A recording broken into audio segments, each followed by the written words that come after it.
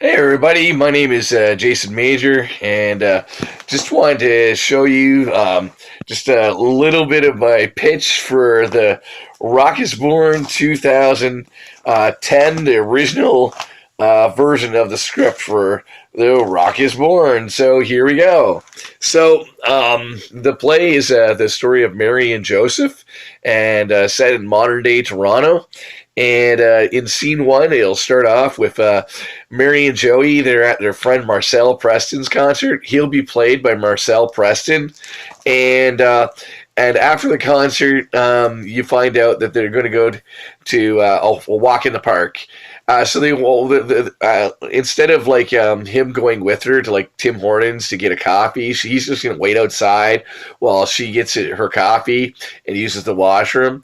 And when she comes out, he's gonna be like, "Oh yeah, I'm practicing a song," and then he's gonna like eventually she's gonna coax it out to her to sing this song. And instead of you'll there'll be a reference that they did go to the CN Tower earlier and like had a romantic dinner at the top of the CN Tower. But I guess he chickened out and didn't like propose to her then. Instead, he decided that it was more romantic to like propose to her in front of a Tim Hortons. And yeah, he'll sing a little love song. It'll be cute. And after that, that takes us, I believe, to scene three, which and Mary will say a little prayer. She'll wake up to this a guy with a punk rock wig and some jeans on, and he'll make a reference to like "It's a Wonderful Life" because then that's why he has no wings, despite the fact that like half our generation don't remember that movie. And hopefully no SJW will think that this is a sexual assault case. They'll realize that this is actually just like some angel guy coming and telling her the good news.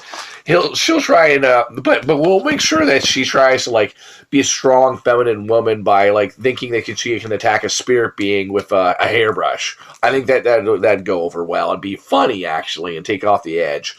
So, but eventually she'll give her cousin Elizabeth a call, realize that this guy's telling the truth, and then Gabriel will leave, and then Mary will wake up, and then she will do a little dance with two people in bed sheets who were supposed to be angels, and basically accept that she is God's chosen one, and then we'll have her basically leave and go visit her cousin Elizabeth for 3 whole months.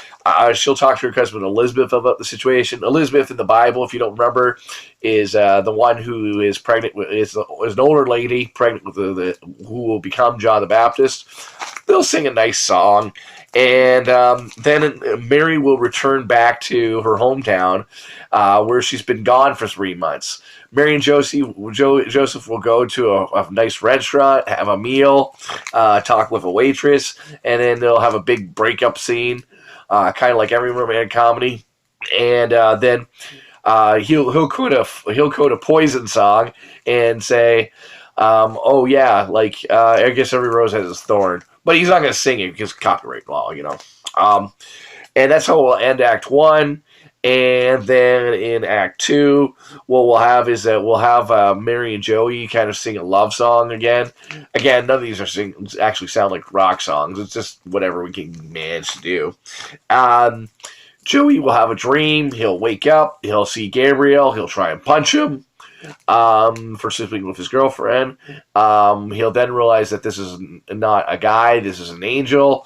Then he will go chase after Mary, go to the bus station, and chase after her there. She's going to forgive him.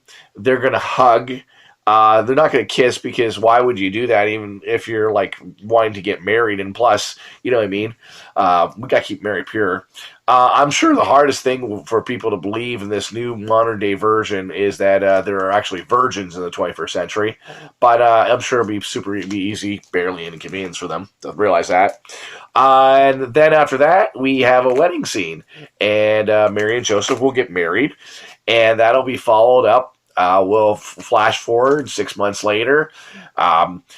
Joseph, after Mary is pregnant now for 9 months, so I had to figure out what would the modern day nativity look like. Because in the old Bible, it was that they had to go for the census, and there was no room at the inn, and baby Jesus was born in a manger. So I figured the closest idea I could come up with is that Joseph decides that after 9 months of being with his, he's been married for 6 months now.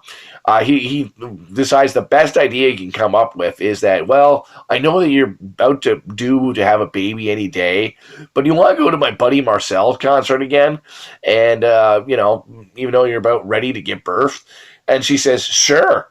And so they go on the subway line, and they go to the concert, and they find out the concert's been canceled due to water pipe damage. But then Mary's about to give birth, and the manager, he goes to go run to get some towels. Mary's going to go off stage, and Joey's going to make a 911 call, and then somehow Mary's going to give birth by herself without any help. I think that could be funny. And then after that, what will happen is that we'll flash forward to another scene where you'll have some musicians, a guy named Don Shepard playing. He's a busker. He's going to be a shepherd because his name is Shepherd. And he'll sing an entire song. And afterwards, what will happen is that Gabriel and two angels will approach him, and then they'll sing the Rock is Born song. It'll sound more like something that maybe was written in a 50s Baptist church, but that's okay. It is our Rock is Born theme song because it actually says Rock is Born. And I'm sure it's, like I said, a 50s Baptist and would consider it rock and roll. Anyways, so after that, what will happen is that for some reason, Mary and Joseph, I guess, instead of going to the hospital, even though the 911 call was made, they'll still be there. And Don Shepard will come to give a present to the baby. And then that kind of wraps it up. So it's kind of like a romantic comedy that falls like a cliff at the end of it. But I think it's a great first start for the script. And actually, this was the full-length script for the 2010 version. So, yeah, have fun. We have the 2010 one on DVD and on YouTube.